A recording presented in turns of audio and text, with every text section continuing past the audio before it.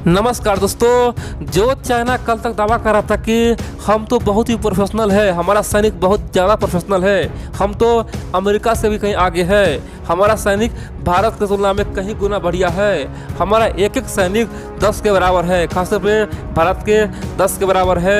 युद्ध के मैदान में हमारा सैनिक कब घुसेगा भारत में और कब बाहर आएगा पता ही नहीं चलेगा, भारतीय सैनिक मुंह देखता रह जाएगा। इसीलिए भारत सरकार अपने सैनिक को पीछे कर ले।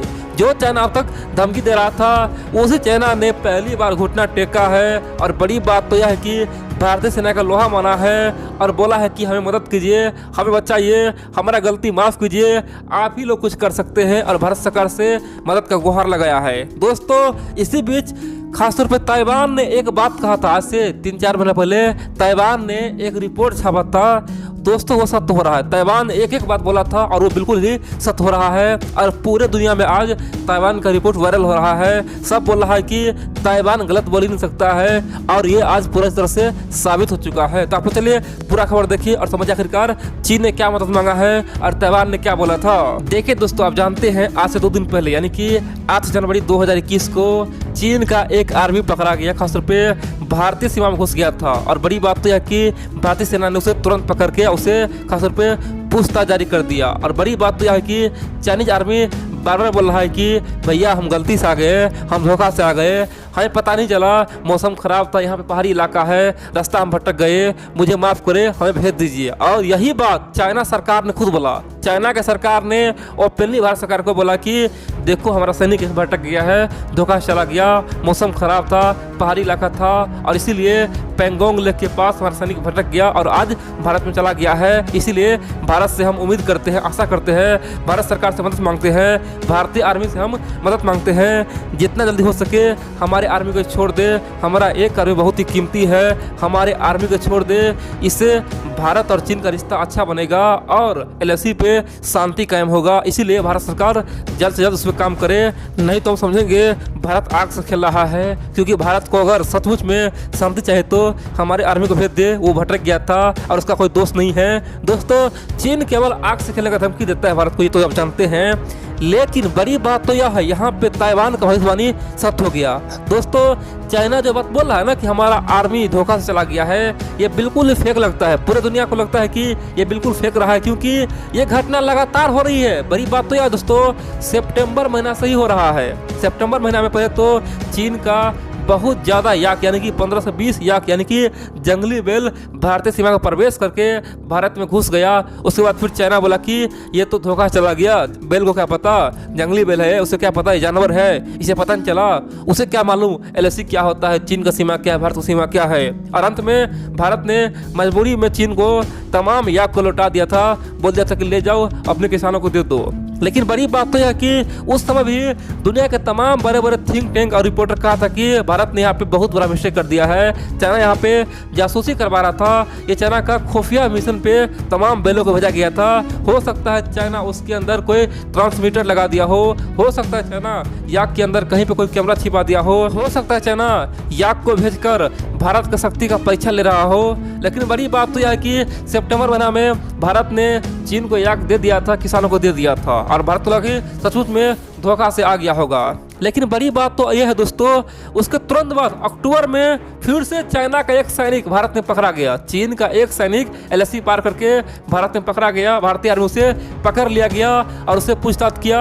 वो भी सेम बात बोला, पता क्या बोला, वो भी बोला कि भैया हम धोखा से आ गए हैं, गलती से आ गए हैं, पहाड़ी इलाका था, हमें समझ नहीं आया कि ये चाइना का बॉर्डर कौन है, भारत का सीमा कौन है, हमें माफ़ करे, हमें भेज दीजिए, हमसे गलती हो गया। दोस्तों, चीन का आर्मी उस समय भी सेम बात बोला था। और फिर उस समय क्या होता, उस समय चीन ने फिर सेम बात बोला था कि हमारा सैनिक धोखा भारत चला गया है, भारत सरकार हमारा मदद करे, हमारे आर्मी को भेज दे ताकि बॉर्डर में शांति कायम हो जाएगा। लेकिन क्या हुआ दोस्तों, अक्टूबर से लेकर अब तक कोई शांति कायम हुआ है? कुछ नहीं हुआ है। चीन का आर्मी भी चला गया, कोई शांति कायम नहीं हुआ। आप जानते हैं गलवान घाटी भी हुआ, सब कुछ हुआ, लेकिन शांति कायम नहीं हुआ। दोस्तों, यही तो सोचने वाली बात है। और उस समय ताइवान की मीडिया ने ओपनली लिखा था, दोस्तों ताइवान टाइम्स मीडिया है, ताइवान की सरकारी मीडिया है, उसने ओपनली लिखा था कि भारत सरकार खुद अपने पैर में कुल्हाड़ी मार लिया। भारत सरकार ने एक बहुत बड़ा खुखार खासतौर पे जासूस को पकड़ के छोड़ दिया। चीन खासतौर पे स्पाई करवा रहा था, चीन जासूसी करवा रहा था, पता लगवा रहा था कि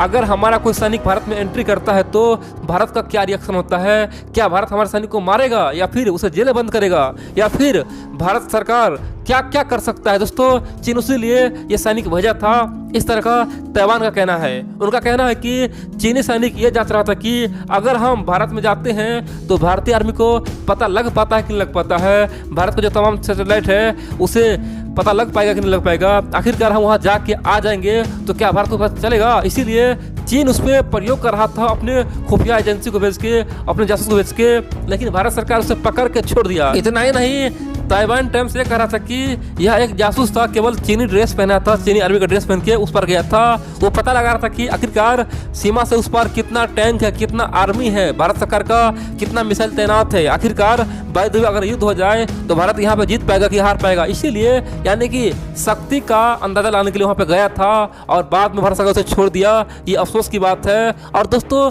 यही बात दुनिया के तमाम थिंक टैंक भी बोला, अमेरिका के कई सारे बुद्धिजीवी बोला, यहाँ तक कि ब्रिटेन के कई सारे बुद्धिजीवी बोला कि आखिरकार भारत सरकार क्या कर रहा है, जासूस को पकड़ के छोड़ क्यों रहा है, ये तो जासूस है। और रही बात सीमा भटकने का, तो चीनी आर्मी को पता नहीं है क्या यहाँ पे अभी माहौल खराब है, खासतौर पर लद्दाख में माहौल बहुत ज़्यादा खराब है। और बड़ी बात तो यह है कि जब किसी आर्मी को ट्रेनिंग दिया जाता है उस समय उसका नक्शा बताया जाता है कि कहाँ से लेके कहाँ तक उसका सीमा है। और दोस्तों सीमा देख के बच्चा को लगता है कि यहाँ से उधर चाइना का सीमा है, इधर भारत का सीमा है, ये तो कोई जान के बता देगा।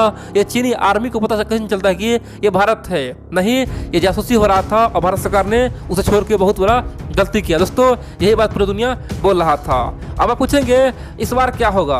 देखिए इस बार भी चीन सेम डायलॉग बोला है बोलना छोड़ने के लिए, और भारत सरकार प्लान कर रहा है कि उसे हम छोड़ दे, क्योंकि अगर नहीं छोड़ेंगे तो आने वाले समय में भारत का भी कोई सैनिक चीन जाएगा तो चीन भी नहीं छोड़ेगा। दोस्तों यह एक प्रोटोकॉल होता है, यानी कि अगर धोखा से कोई सैनिक किसी देश में चला जाए, यानी कि धोखा से चला जाए तो उस समय छोड़ा जाता है, लेकिन जंग के मैदान में कोई आ जाए तो उसे केवल गोली मारा जाता है। ये दोस्तों नियम है।